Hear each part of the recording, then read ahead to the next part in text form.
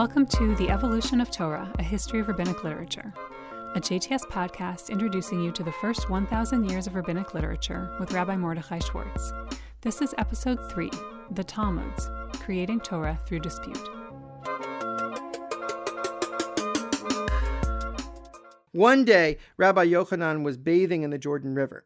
Reish Lakish, who was the leader of a band of brigands at the time, saw him and jumped in after him. Rabbi Yochanan, seeing Reish Lakish, said, "Your strength is fit for Torah study." Reish Lakish replied to him, "Your beauty is fit for women." Rabbi Yochanan said to him, "If you come with me and pursue Torah, I will give you my sister in marriage, and she is more beautiful than I." Reish Lakish agreed to study Torah. But when Reish Lakish wanted to leap out of the river, he discovered that he had lost his great physical strength, and he was unable to. Rabbi Yochanan taught Reish Lakish scripture and Mishnah, and eventually Reish Lakish became a great rabbi. This story tells us a great deal of how the rabbis thought of themselves. It tells us a great deal about the ways they thought about masculinity, male friendship, and a new form of Torah study, which is the dispute form. Clearly, we see here that the masculinity that the rabbis imagine as being the ideal way to be a man in the world is quite different from the ways that we normally think that masculinity works. In Roman society, in Hellenistic society, the way that a man proved his stuff, that he had the stuff, was through martial skill, his ability to jump and run and fight and use a sword. That's clearly not the kind of masculinity here. The way that a rabbi proves his bona fides is by his knowledge of scripture, his knowledge of Mishnah, and his ability to argue. We also see here that male friendship works in a different way. Male friendships here, instead of being channeled through physical competition, are channeled through competition around scripture and Mishnah.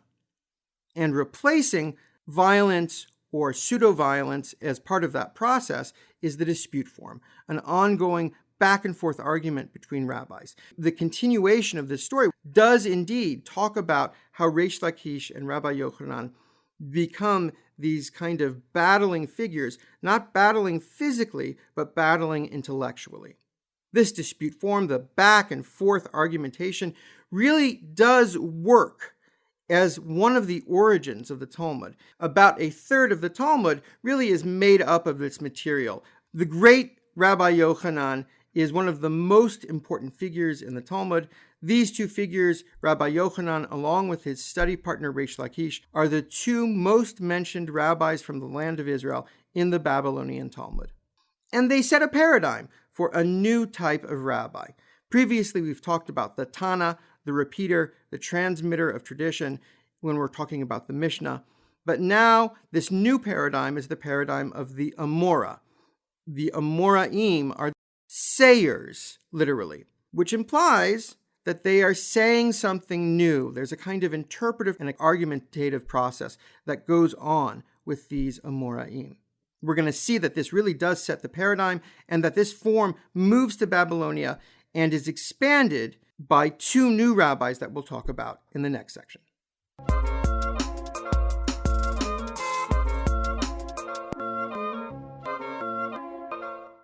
The Babylonian Jewish community had been the most important diaspora community for 1,000 years. They had been instrumental in the creation of scripture. Whole books of the prophets were written in Babylonia, including one of the most important, the great book of Ezekiel. And then the Mishnah came to Babylonia. And when the Mishnah arrived, it was a watershed. It completely changed the culture of Torah in Babylonia, starting in the 2nd century.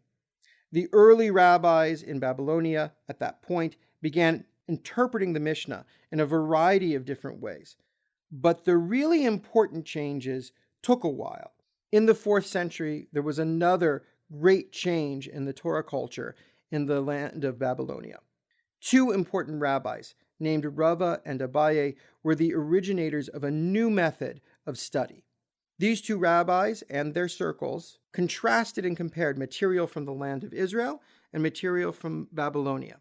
When they did this, that allowed them to come up with a variety of new kinds of interpretations, novel imaginings of the way that the sources from the land of Israel compared to the sources from Babylonia. Often what we find in the Talmud is a pattern in which rabbis will be quoted from the land of Israel, and then Babylonian rabbis will step in with novel interpretations, comparing the interpretive traditions from Babylonia with the interpretive traditions from the land of Israel. This will be followed by a long set of arguments, the kind of back and forth, the dispute form that I was talking about earlier.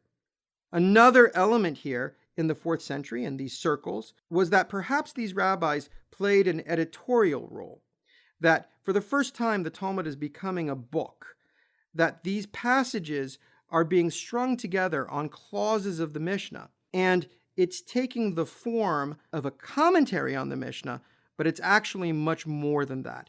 It's stepping past its role as a commentary on the Mishnah and becoming something else.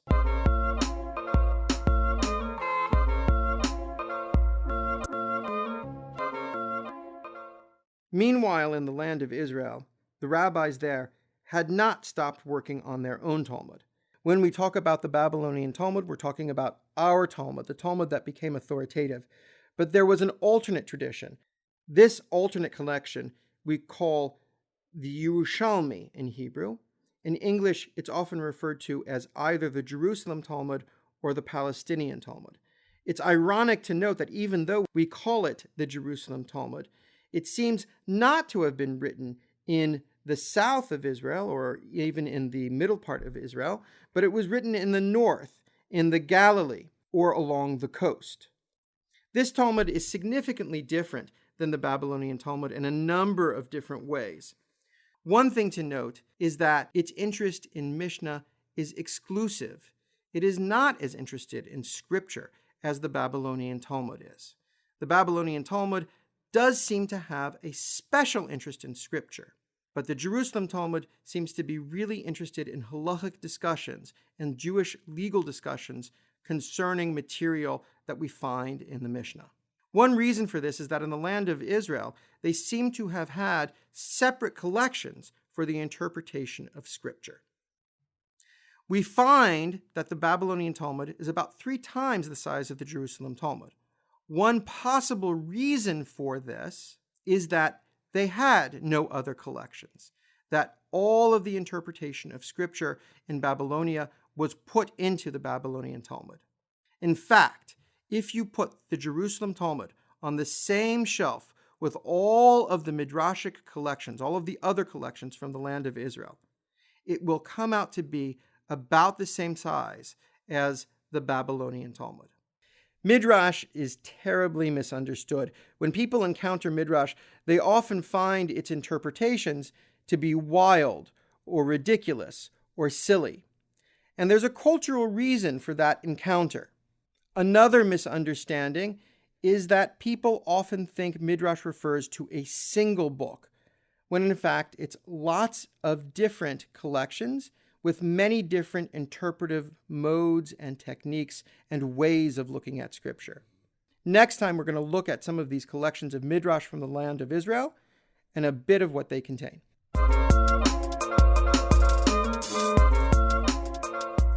Thanks for listening to The Evolution of Torah, a History of Rabbinic Literature from JTS with Professor Mordechai Schwartz. It was recorded here at JTS by Larry Camiola and produced by Rabbi Tim Bernard. If you enjoyed this podcast, please subscribe and review us on Apple Podcasts. You can find all of JTS's podcasts at www.jtsa.edu/podcasts, and you can send us an email at onlinelearning@jtsa.edu. Please support JTS podcasts and other community learning programs by visiting jtsa.edu/podcastgiving to donate.